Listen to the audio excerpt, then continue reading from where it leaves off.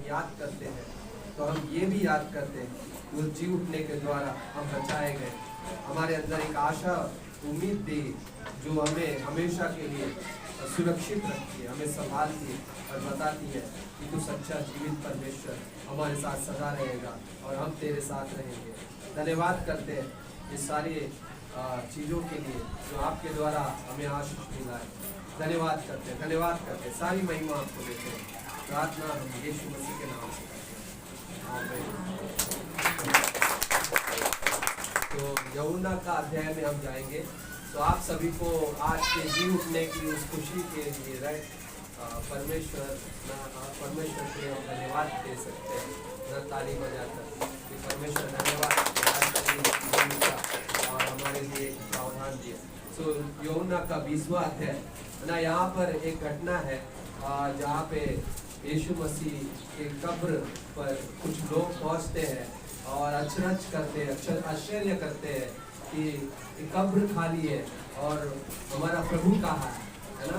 और कुछ लोग परेशान है, चिंतित है और कुछ लोग क्या है वापस लौट जाते हैं कि भाई यहाँ पर अभी कोई नहीं है ना। सो लेकिन उस जगह पे हम कैसे उसे रिस्पॉन्ड करते हैं ना, प्रति उत्तर देते हैं ना, ये ज़रूरी है।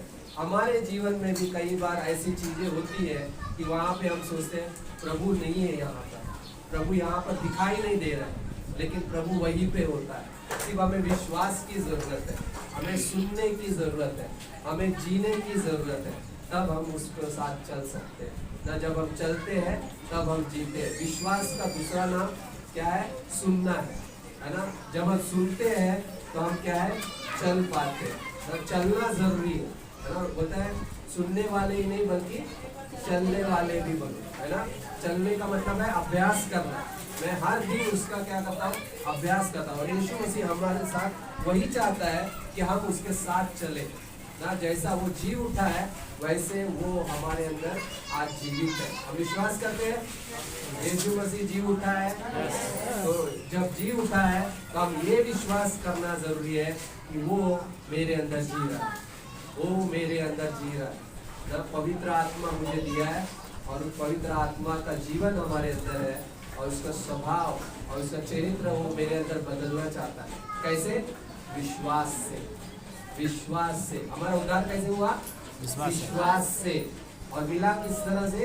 अनुग्रह के वजह से। अनुग्रह वो जो सच्चाई है, वो जो कृपा है, जो हम उसके लायक भी नहीं थे, वो हमें मिला।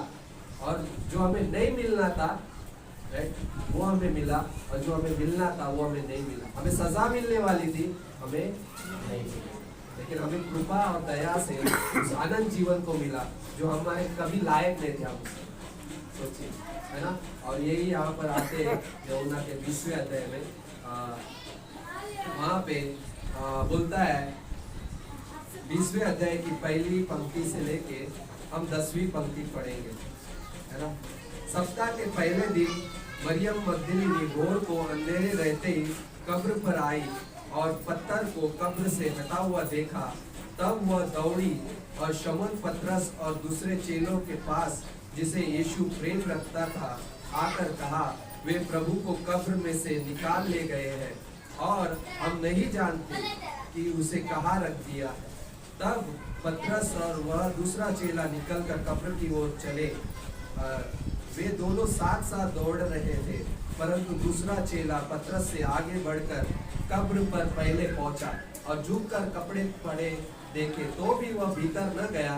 तब शिमोन पतरस उसके पीछे पीछे पहुंचा और कब्र के भीतर गया और कपड़े पड़े देखे, और वहाँ अंगोछा जो उसके सिर से बंधा हुआ था कपड़ों के साथ पड़ा हुआ नहीं, परंतु अलग एक जगह लपेट कर रखा हुआ देखा। तब दूसरा चेला भी जो कब्र पर पहले पहुंचा था भीतर गया और देखकर विश्वास किया। वे तो अब तक पवित्र शास्त्र की वह बात न समझे थे कि उसे मरे हुए से जी उठना होगा। तब वे चेले अपने घर लौट गए। कितना खूबसूरत वाक्य है, लेकिन इस खूबसूरत वाक्य के बीच में कुछ सारी चीजें हैं, है ना। और एक लूका के अध्याय में 24वें अध्याय में और एक पंक्ति है जहाँ पे यही घटना है, लेकिन और थोड़ा सा डिटेल में बता रहा है, इतिहास बताता है या उस जगह पे थोड़ा सा, वहाँ पे मरियम थी, वहाँ पे यूहान था, वहाँ पे कुछ स्त्रियाँ भी थी वहाँ पे, जो क्या है वो बातें कर रही थी ना। यीशु कब्र में नहीं है, खाली हो रहे, खाली कब्र है। और जब वो लौट कर 11 और प्रेरितों सबको बताया तो उन्होंने सोचा कि ये कहानी मात्र है, नसीब कहानी है। तो आज के दिन भी कई बार लोग इस दुनिया में इन चीज़ों को लेते हैं और शैतान उन चीज़ों को लेकर क्या करता है, झूठ पैदा करता है ना। दो तरह के झूठ है। पहला झूठ ये है कि भाई चेले थे, उन्होंने यीशु का शरीर लेकर चले गए, इसलिए वो कब्र खाली है। लेकिन इस पर विश्वास करना असंभव इसलिए है क्योंकि वहाँ पे पहरा लगा हुआ था। अगर आप मत्ती के 28 में पढ़ेंगे, वहाँ पे जाएंगे 11वीं पंक्ति से लेकर 15वीं पंक्ति, वहाँ पे बोलता है उस कब्र पर पहरा लगा हुआ था। वो कब्र पर सिपाही तैनात किए गए थे, जो रोमी सिपाही थे। अगर एक भी अगर पलक झपक दे और सो जाए तो उसके लिए क्या है, मौत का फरमान जारी किया जाएगा। मतलब उस कब्र की रखवाली करनी थी। सोचो, जिंदा आदमी के लिए क्या है, सिपाही रखे जाते हैं। लेकिन क्यों यीशु मसीह की कब्र पे सिपाही रखे गए? क्योंकि उनको पता है कि इसने कहा था कि ये तीसरे दिन जी उठेगा। तीसरे दिन है ना। तो वो कहा है, तो सोचो उनके डर में उनके उस जगह पे उनको ये सच्चाई होता है, वो सच में वो बिलीव कर रहे हैं, लेकिन वो अपना नहीं रहे उस सच्चाई। लेकिन क्या कर रहे हैं, उसके ऊपर कब्र पे क्या कर रहे हैं, पहरा लगा रहे, ताकि कोई इसे चुरा ना ले। तो ये असंभव है कि उसे कोई चुरा ले जाए, राइट। दूसरा झूठ ये है कि बोलते हैं कि यीशु मसीह क्रूस पे मरा ही नहीं, वो तो सिर्फ बेहोश हो गया था। और बेहोश होने के बाद में जब रखा गया तो बाद में वो वापस से जीवित हो गया, मतलब वो बेहोशी की हालत में। तो ये भी असंभव है। क्यों असंभव है? जब पिलातुस जो राज्यपाल था उस जगह का, वो उसने क्या किया, सूबेदार से ये पक्का करवाया कि भाई देखो कि क्या यीशु मसीह सच में मरा है या जीवित है। क्योंकि जब क्रूस पे किसी को लटकाया जाता था तो उनको देखा जाता था, टटोला जाता था कि भाई इसकी मौत हुई है या नहीं है। तो आप कहाँ पे पढ़ेंगे उसको? यूहन्ना के 19वें अध्याय में 31 से 34 में, जहाँ पे वो जो चोर थे उनकी टांगे तोड़ी गई। क्यों टांगे तोड़ी गई? क्योंकि उनका जो आखिरी सांस था उस खत्म होना जरूरी था, और वो टांगे तोड़ी गई और वो चोर क्या है, वहां पे मर गए। लेकिन जब यीशु मसीह के पास पहुंचे तो ऑलरेडी यीशु मसीह ने क्या, अपने प्राणों को त्याग दिया, है ना। लेकिन वहां पे क्या है, उन्होंने क्या, ये चेक करने के लिए उन्होंने क्या किया, पंजर में क्या किया, अपने भाला को भोंका और उसमें से लहू और पानी बाहर निकला। जब आदमी पूरी तरह से मर जाता है तो उसके अंदर से पानी और लहू ही बाहर आता है, पानी बन जाता है, कई बार पानी आ जाता है। सोचो ये सच्चाई है ना, इसको कोई झुठला नहीं सकता। ये सच्चाई इस सारे दुनिया के इतिहास में सबसे बड़ी गवाही है कि वहाँ पे ये भी लिखता है कि उनकी गवाही सच है, क्योंकि उन्होंने इस बात की सत्य गवाही दी और उनकी गवाही सच मानी गई, क्योंकि उन्होंने पूरी तरह से जांच पड़ताल की। सोचो ये दोनों चीजें, इस दुनिया में कोई भी अगर आपको अगर बोले कि नहीं यीशु मसीह तो बेहोश हुआ था, यीशु मसीह के चेलों ने चोरी करके ले, लेकिन असंभव है। क्योंकि हमने क्या देखा है, बाइबल ये बताती है कि यीशु मसीह मरे हुए से जी उठा है, ना उसको कोई चुरा ले जा सकता है, ना वो बेहोश हो सकता है। वो आया था ताकि हमारे बदले में क्रूस पे जान दे, और वो आया इसलिए ताकि वो तीसरे दिन है ना। और ये पूरा उसने किया ताकि वो हमारे लिए उद्धार के लिए रास्ता तैयार कर सके। और ये दो चीजें बहुत महत्व रखती है। हेलो, इससे और एक चीज क्या है, आगे चल के वहां पे कब्र पे पहुंचने वाली पहली स्त्री कौन सी थी? मरियम ना। उसने क्या किया, क्यों पहुंचे थे भाई, ना सुगंधित द्रव्य लेकर उसको क्या है, उस लाश पे क्या करने के लिए, शव पे लगाने, वो सारे चीजें लेकर तैयारी के साथ गई। लेकिन क्या देखते हैं कि भाई कब्र खाली है ना, पत्थर लुढ़का हुआ है ना। वहाँ पे यीशु मसीह क्या है, जी उठा है। लेकिन वहाँ पे प्रेरित पे थे जो विश्वास नहीं कर पा रहे, तो बोलते ये शायद से कहानी बना रही।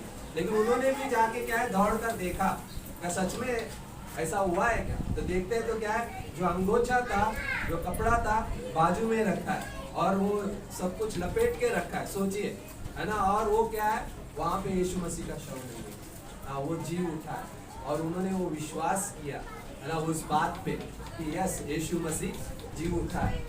कई बार उदासी और चिंता हमें कई बार क्या है, उस जो सच्चाई को दूर करके झूठ पे विश्वास करने पे मजबूर कर देती है ना। लेकिन हमारे जीवन में उदासी क्यों आती है, चिंता क्यों आती है? क्योंकि हम परेशान होते हैं, हम देखते हैं जो नजर से दिखाई देता है, लेकिन हम वो नहीं देखते जो क्या है, अनदेखी वस्तुएं ना। यीशु मसीह क्या चाहता है कि हम जो है उन चीजों को देखें जो विश्वास से देखना है। जब हम विश्वास से देखते हैं तो हमारे ऊपर से पर्दा हट जाता है, हमारी चिंताएं हट जाती है, हमारी उदासी हट जाती है और हम सच्चाई को देख पाते हैं ना। जरूरी है, उदासी आएगी, चिंता आएगी ना, आप सोच नहीं पाते, हम कोई सोच नहीं पाते सही तरीके से। लेकिन जब हम वचन के पास जाते हैं और सोचने लगते हैं तो सब कुछ बदल जाता है। वैसा ही और एक घटना है, जब इमाउस के मार्ग में हम इसको देख रहे, पता है, जी उठने के बाद कुछ ऐसी घटनाएं हुई जिसके आधार पे हम ये जान सकते हैं कि परमेश्वर क्या चाहता है। परमेश्वर आज भी वही चाहता है, परमेश्वर तब भी वही चाहता था। क्या? विश्वास। विश्वास, विश्वास करो। क्या बोल के गया था यीशु मसीह यूहन्ना के 14वें अध्याय में? परमेश्वर पे भी विश्वास रखो और मुझ पर भी विश्वास रखो, तुम्हारा मन व्याकुल ना हो, चिंता मत करो, लेकिन क्या करो, मुझ पर भरोसा रखो और परमेश्वर पे भी विश्वास रखो, क्योंकि मैं तुम्हारे लिए घर तैयार करने जा रहा हूँ और मैं वापस आऊंगा ना। उस बात की गवाही दे रहा है और वो सच्चाई है, यीशु मसीह एक दिन वापस आएगा ना। और लेकिन यीशु मसीह कह रहा है चिंता मत करो, लेकिन क्या करो, विश्वास करो ना। पहला पत्रस का 5 क्या बोलता है? सारी चिंता उस पर डाल दो क्योंकि उसको तुम्हारा ध्यान है। लेकिन क्या है, सारी चिंता डालने का मतलब क्या है? गॉड, परमेश्वर, मैं तुझ पे विश्वास कर रहा हूँ और वही विश्वास वो हमसे चाहता है। और वही विश्वास उस समय उन चेलों में और उन जो लोग थे उसके पीछे चलने वाले, उनके अंदर वो पैदा कर रहा और वो चाहता था कि वो विश्वास से यीशु मसीह को देख सके। और वो सच्चाई थी, बाद में यीशु मसीह वहीं पर था ना। और लूका के 24वें अध्याय में 13वें से 27 में वो घटना है। 2 चेले इमाउस के मार्ग में, इमाउस का गांव था जहाँ पे वो जा रहे थे, उस मार्ग में थे। और उस मार्ग में होते हुए वो लोग सोच रहे, अरे उन स्त्रियों ने तो देखा था कब्र खाली है, ये कैसे हो सकता है, वो सारी बातें, और उनका मन उदास था, वो भी परेशान थे। अरे भाई, अभी तक तो यीशु मसीह ने हमारे साथ चला था, क्या अब कहाँ पे है वो? लेकिन पता है क्या है वहाँ पे, उस जगह पे यीशु मसीह क्योंकि जी उठा है, अब क्या कर रहा है यीशु मसीह? वो 40 दिन इस धरती पे, पहले जी उठने के बाद कितने दिन था वो? 40 दिन था। क्या कर रहा था वो? अपने प्रमाण दे रहा था। प्रेरितों काम में क्या लिखा है पहले अध्याय में?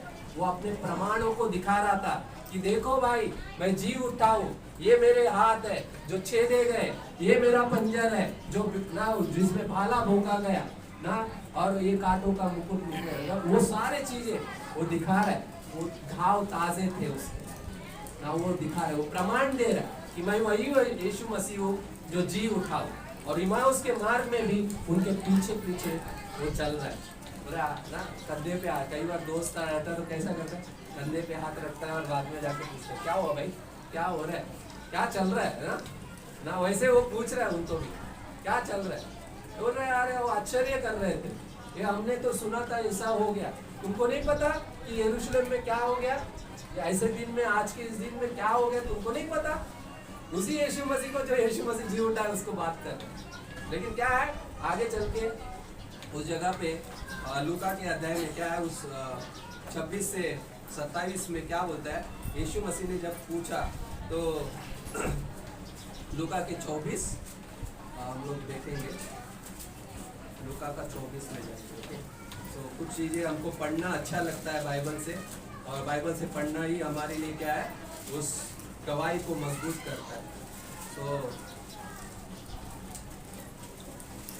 वहाँ पे यीशु मसीह ने जब उनके साथ बातें की तो पहली चीज़ क्या है, वहाँ पे बोलता है कौन सी बात है, राइट। यीशु मसीह ने 19वीं पंक्ति में बोलता है, जब यीशु मसीह उनके साथ जा रहा था, तो कौन सी बातें तुम सोच रहे हो। तो वो क्या बोल रहे हैं उन लोग कि यीशु नासरी के विषय में जो परमेश्वर और सब लोगों के निकट काम और वचन में सामर्थ्य भविष्यवक्ता था, उसके बारे में हम बात कर रहे हैं। और वो क्या बोल रहे हैं, और प्रधान याजकों और हमारे सरदारों ने उसे पकड़वा दिया और कि उस पर मृत्यु की आज्ञा दी जाए और उसे क्रूस पर चढ़वाया जाए। और वो क्रूस पे चढ़ाया गया, लेकिन वहाँ पे बोलता है और परंतु हमें आशा थी कि यही इजराइल को छुटकारा देगा। और इन सब बातों के सिवाय इस घटना को हुए तीसरा दिन है। तो बोलता है हम कई स्त्रियों ने भी आश्चर्य में डाल दिया है कि भोर को कब्र पर गई थी, जब उसका शव न पाया तो यह कहती हुई आई कि हमने स्वर्गदूतों का दर्शन पाया है, जिन्होंने कहा वह जीवित है। ये शब्द बार बार आएगा, जिन्होंने कहा वह जीवित है, जिन्होंने कहा वो जीवित है, राइट। और उस जगह पे ना यीशु मसीह उनसे बात कर रहे हैं। और यीशु मसीह ने कैसे बातें की, भाई बहन, इस तरह से बातें की उनके साथ। उन्होंने क्या बोला वहाँ पे, यीशु ने क्या बोला, 26वीं पंक्ति, क्या आवश्यक न था कि मसीह ये दुख उठाकर अपनी महिमा में प्रवेश करे।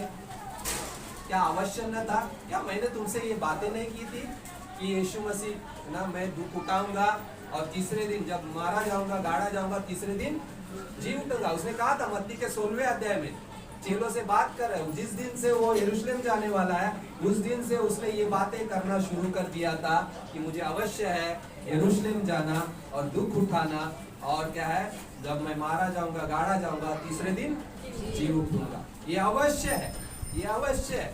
क्या तुम भूल गए।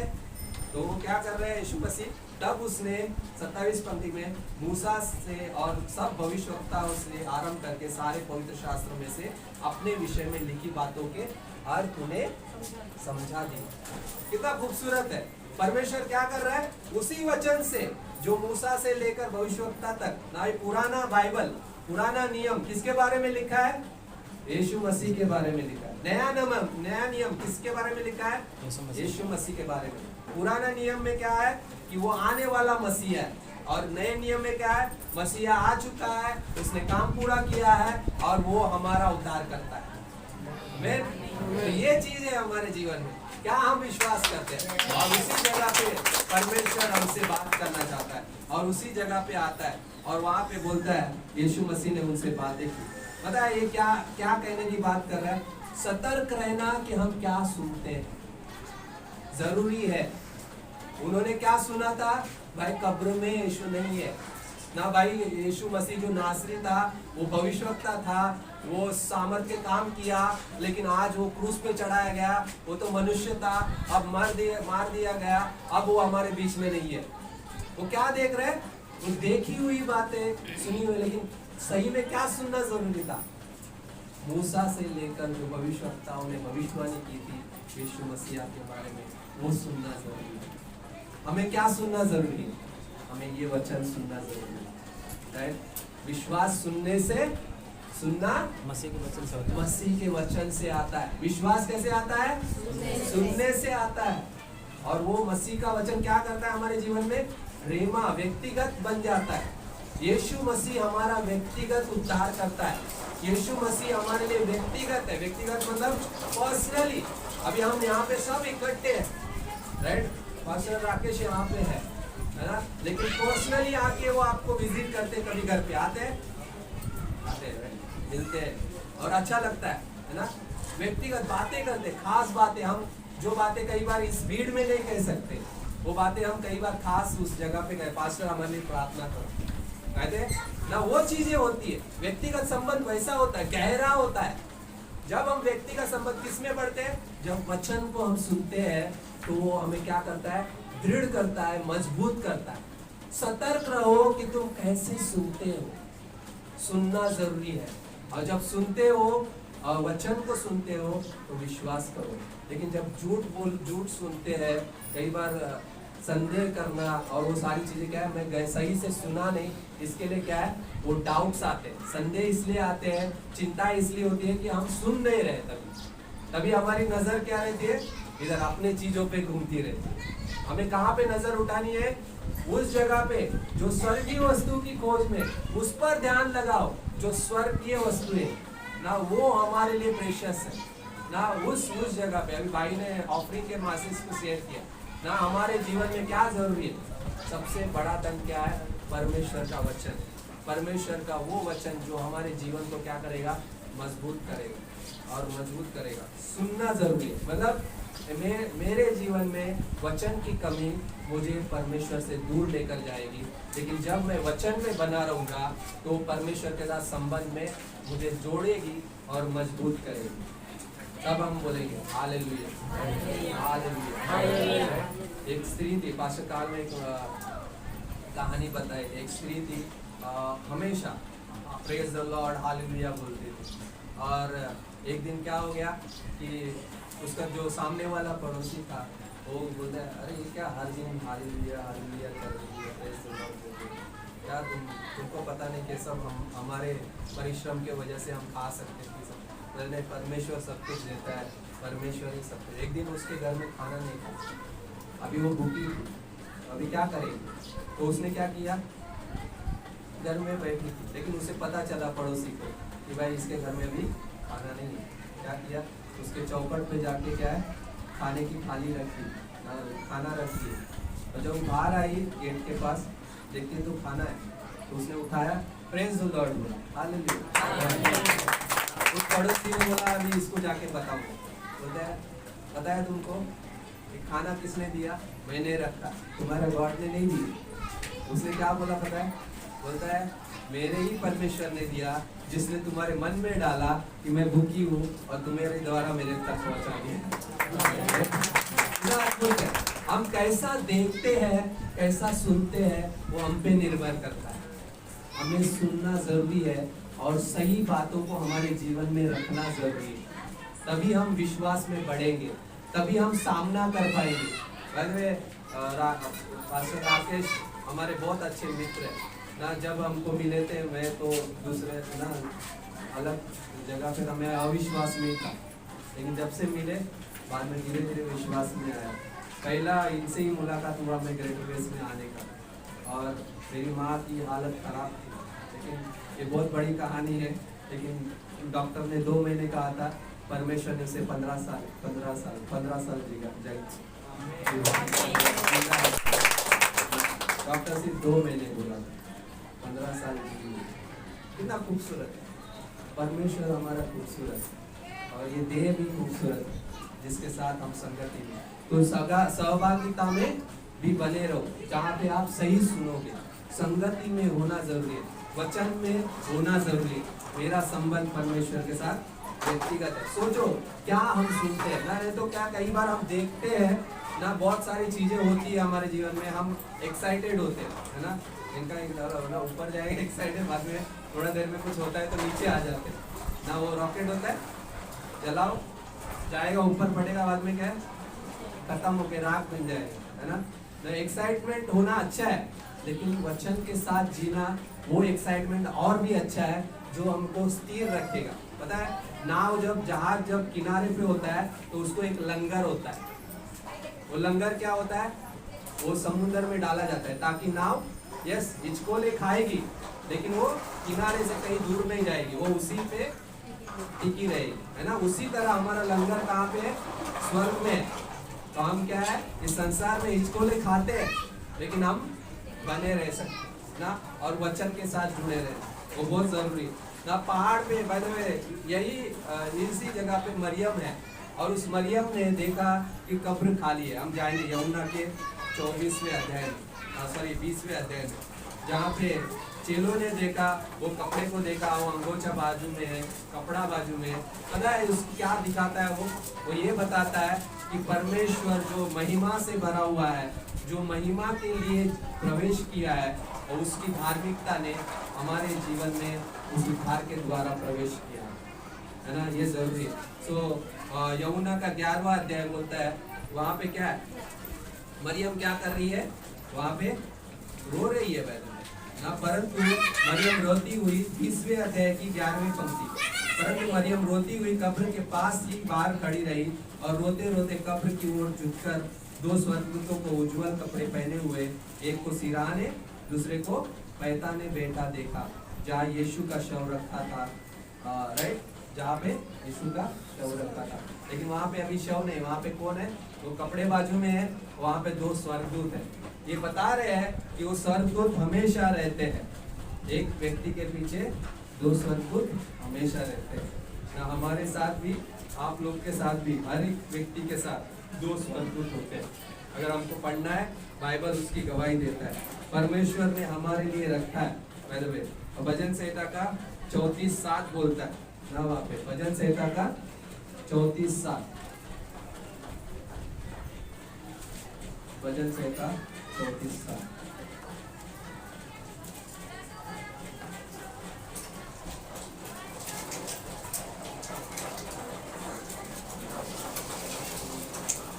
क्या बोलता है? यहोवा के डर वही है न, यहोवा का जो भय मानता है उसके चारों ओर उसका दूत छावनी किए हुए उनको बचाता है ना। जो यहोवा का भय माने, कौन भय मानने वाला? जो उस पर विश्वास करते हैं, जो हम विश्वासी है।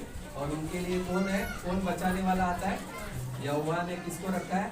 स्वर्गदूतों को रखा है।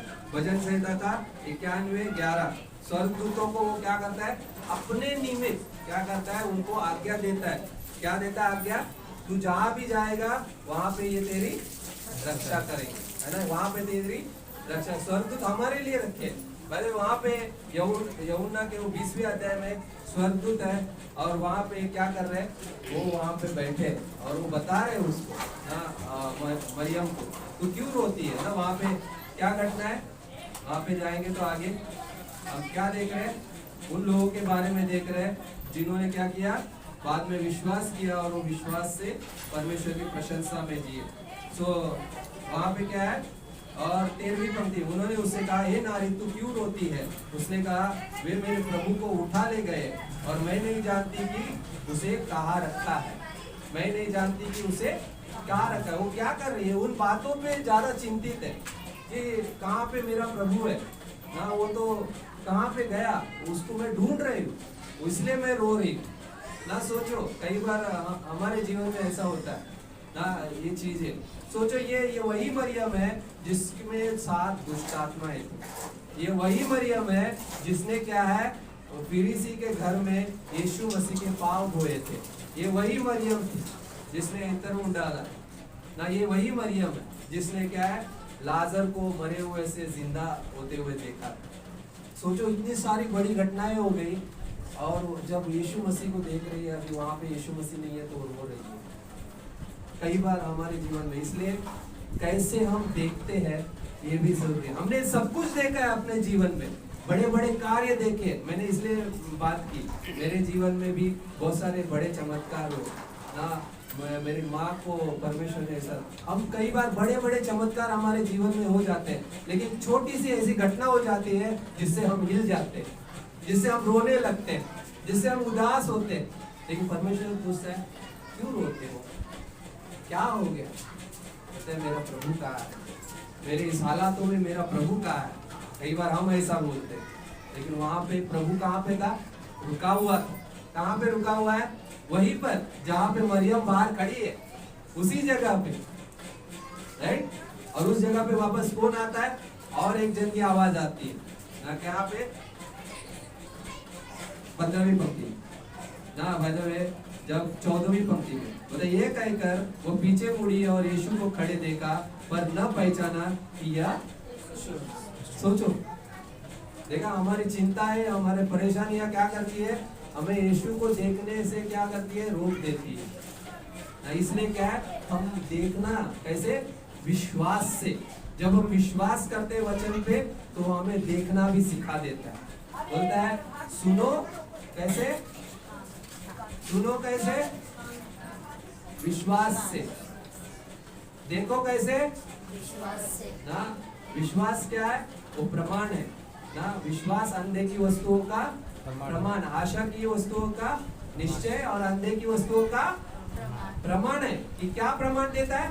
कि परमेश्वर है। परमेश्वर, अभी शुरुआत में बोला, मुझे बहुत अच्छा लगा, परमेश्वर है। आप लोग बोलते हैं, राइट? कितना खूबसूरत है। ये हमारे विश्वास का प्रमाण है। वहां पे यीशु मसीह है, वो बोले क्यों रो रही है, वो उसे नहीं पहचान रही। लेकिन पता है बाद में क्या हो गया, यीशु मसीह उसके नाम से पुकारता मरियम, तब क्या हो देखती उसके, वो देखती अरे ये तो प्रभु है, ये तो वो रब्बी मसीहा, और उसको जट से जाकर पकड़ने जाती है। राइट ना, चेंज हो गया। जब उसने सही से देखा तो उसे पहचाना, लेकिन जब वो रो रही थी उस वजह से क्या है, नहीं पहचान पा रहे। कई बार हम अपने आप को नहीं पहचानते कि हम कितने प्रेशियस है।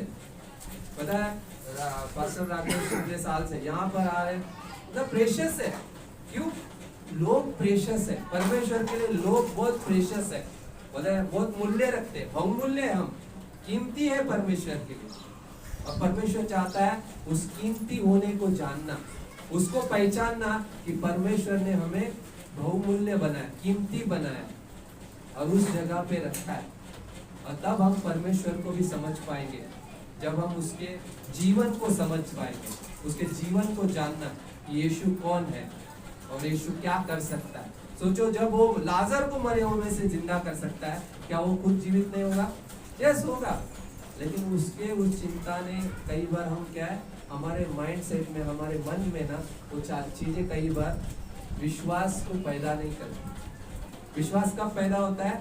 जब हम वचन को सुनते हैं, जब हम उसके करीब रहते हैं, जब हम उसे देखने लगते हैं। तो क्या करो, विश्वास से सुनो, विश्वास से देखो।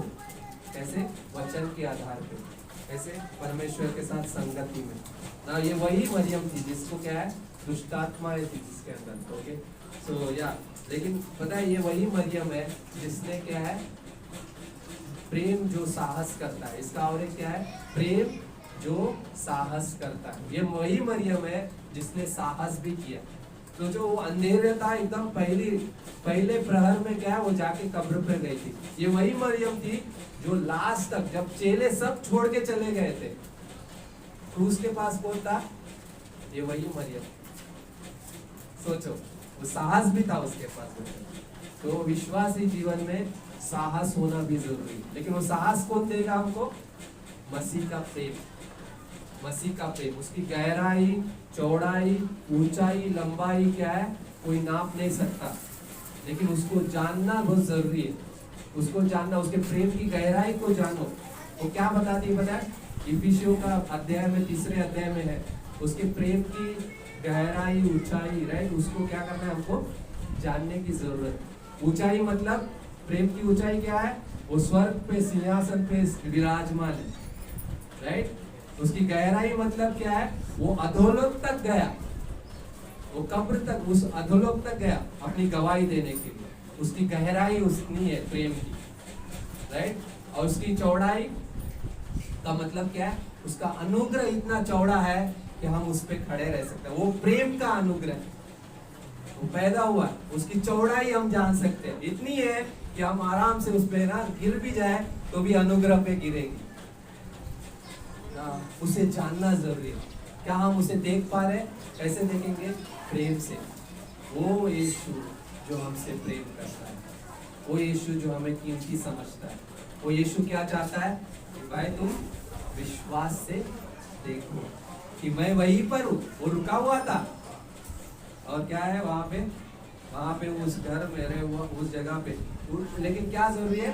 परमेश्वर की इच्छा को अपने जीवन में स्वीकार करना। प्रभु तेरी इच्छा जो भी है मेरे जीवन में स्वीकार करते। और उसने क्या है, वो यीशु मसीह को ने विश्वास किया। वही मरियम थी जिसने क्या किया, जब यीशु लाजर मरा था, क्या बोल रहे? प्रभु ये तो सो गया। हाँ मुझे पता है अंत के समय में वो जी उठेगा, मुझे पता है। वो विश्वास कर रही है, लेकिन यीशु मसीह के उस चीज को विश्वास नहीं कर पा रही। लेकिन बाद में जब उसने विश्वास किया, अद्भुत है ना। और ये भी मरियम है जो क्या करते हैं, ये जो हमारे जीवन को बदल देता है। हमारा देखना हमारे जीवन को बदल देता है ना। हम क्या है, विश्वास से देखना जरूरी है, विश्वास से सुनना जरूरी है। वचन है, विश्वास वचन को क्या है, पढ़ना जरूरी है, जो हमारे अंदर विश्वास पैदा हो, विश्वास से सुनना, है ना। और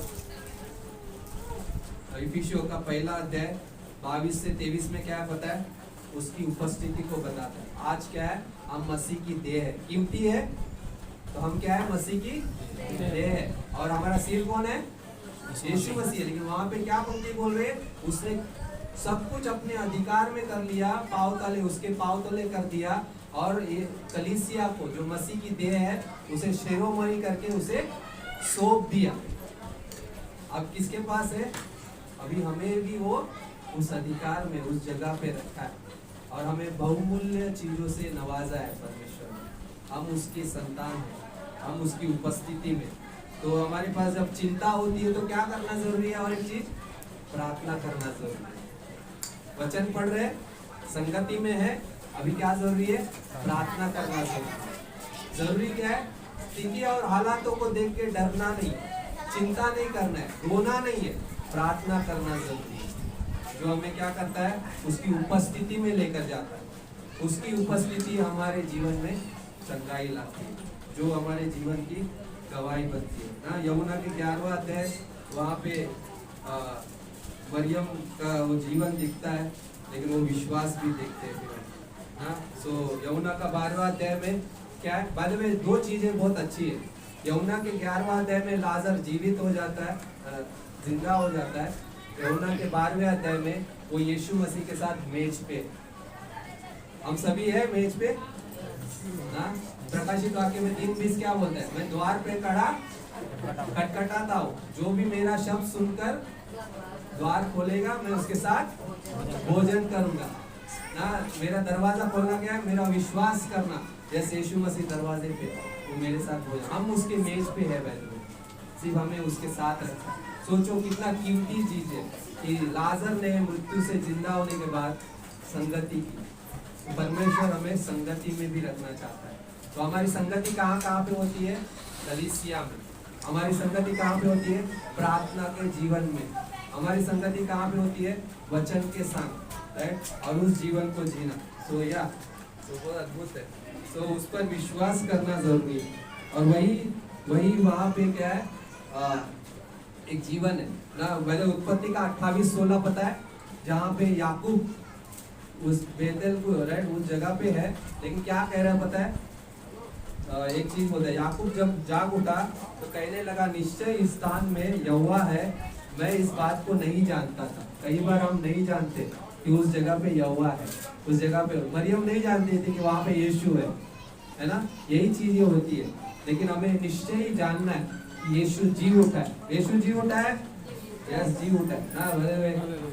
एक परिवार ना, अपने एक दामाद ने अपने सास को और अपने पत्नी को लेकर यरूशलेम गया ऐसे ही घूमने के लिए, लेकिन उसके सास का देहांत हो जाता है।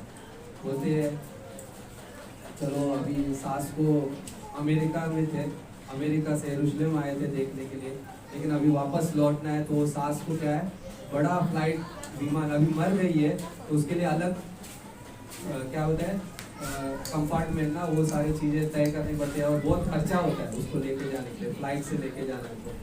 तो लोग सोचते हैं अरे कितना खर्चा कर रहा है, कितना अपने सास से प्रेम करता है कि यरूशलेम से वो वापस अपने घर उस जगह पे अमेरिका लेकर जा रहा है।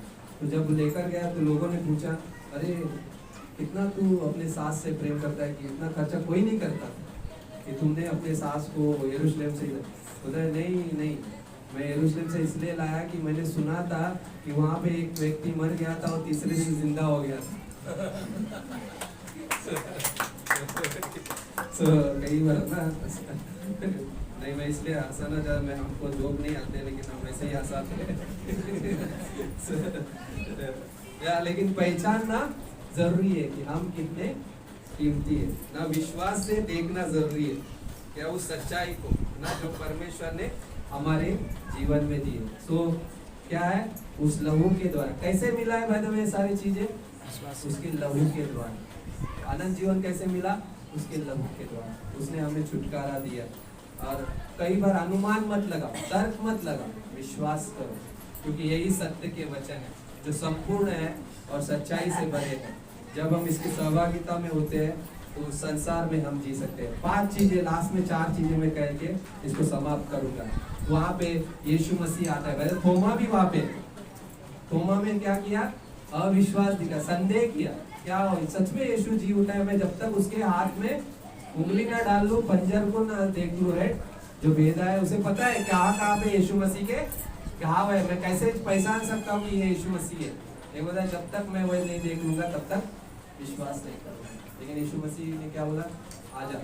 यीशु मसीह वहां पे था जब वो बोल रहा था नहीं, लेकिन जब वो पहुंचा तो यीशु मसीह क्या बोला, आ मेरे पंजर को देख, आ मेरे हाथों ना, धन्य हुए जो मुझे बिना देखे विश्वास करेंगे, राइट। और उस जगह पे आता है थोमा भी है, लेकिन उस जगह पे यूहन्ना के 20वें अध्याय में एक पंक्ति है जो मैं लास्ट में पढ़कर खत्म करूंगा। 20वें अध्याय की 20वीं पंक्ति, जहाँ पे 19वीं पंक्ति, उस दिन जो सप्ताह का पहला दिन था, संध्या के समय जब वहाँ के द्वार जहाँ चेले थे यहूदिया के डर के मारे बंद थे, तब यीशु आया और उनके बीच में खड़ा होकर उनसे कहा, तुम्हें शांति मिले। क्या मिले?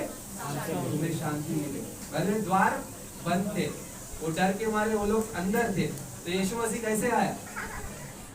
जब वो शरीर में जीवित होता है, शरीर में जीवित हुआ, उसकी कब्र में शव नहीं है, तो मतलब शरीर है, अगर मैं इससे जाना भी चाहूँ तो भी नहीं जा सकता, राइट। लेकिन वो कैसे आया? वो महिमा से भरा हुआ शरीर है। वो ये बताता है जैसा यीशु मसीह जिंदा हुआ, जिलाया गया, वैसे हम भी जिलाए जाएंगे। ये हमारे पास आशा है, संसार के पास आशा नहीं है।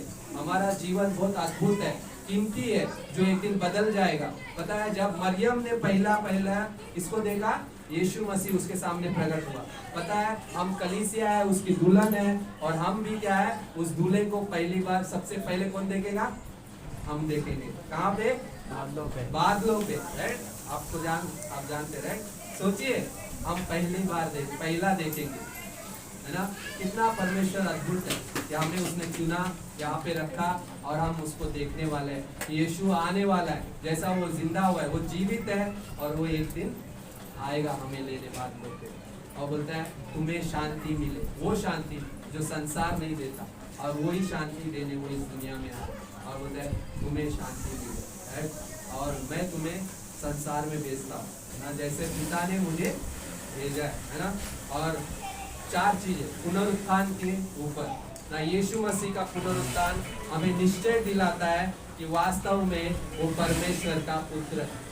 यदि वो पुनरुत्थान है तो क्या है? यीशु मसीह परमेश्वर का पुत्र है, रोमियो का 1:4। दूसरी चीज, उसके पाप के बलिदान को स्वीकार कर लिया गया। जब पुनरुत्थान हुआ, जब यीशु जी उठा, मतलब क्या है? जो पाप का बलिदान था वो क्रूस पे था, उसको क्या है? परमेश्वर ने स्वीकार कर लिया। तीसरा क्या है? उसने उद्धार का कार्य पूरा कर दिया। मतलब पुनरुत्थान होने का मतलब क्या? उद्धार का कार्य पूरा हो गया। रोमियो का 4 अध्याय 24 और 25। और चौथी चीज क्या है? जो विश्वास करते हैं वो नए जीवन की सी चाल चल सकते हैं। मैंने विश्वास किया है, आपने विश्वास किया है, अब हम नए जीवन की सी चाल चले। अभी हम पुराने में नहीं जिए, अब हम चिंता में नहीं जिए, हम अब ग्लानि में नहीं जीते, हम असफलता में नहीं जीते, हम किस में जीते हैं? हम आनंद में जीते, हम विजय में जीते, राइट। हम उस चिंता से परे, राइट, परमेश्वर के उस प्रेम में जीते जो जयवंत से भी बढ़कर है, जो हमें ये कहता है उस प्रेम से कोई हमें अलग नहीं कर सकता, राइट। हम उसमें जीते। परमेश्वर आया इसलिए ताकि हम उस नए जीवन में, उस सामर्थ भरे जीवन में जी सके। वो पुनरुत्थान हमें सामर्थ भी देता है, जीने की आशा देता है, बताता है कि तुम कभी खोए नहीं जाओगे जब तुम अपनाए गए हो। अब हम कभी भटकेंगे नहीं, संसार में है लेकिन अभी हम भटके हुए नहीं, हम बचाए हुए, और हम क्या है? सुरक्षित है, राइट। हम प्रभु यीशु मसीह के साथ हमेशा के लिए। और वो न्यायी परमेश्वर है, वो किसी का पक्षपात नहीं करता, और वो एक दिन इस संसार का न्याय करने आएगा। लेकिन हमारा न्याय उससे बचा हुआ है, हम अब अपनाए गए, हम अब क्या है?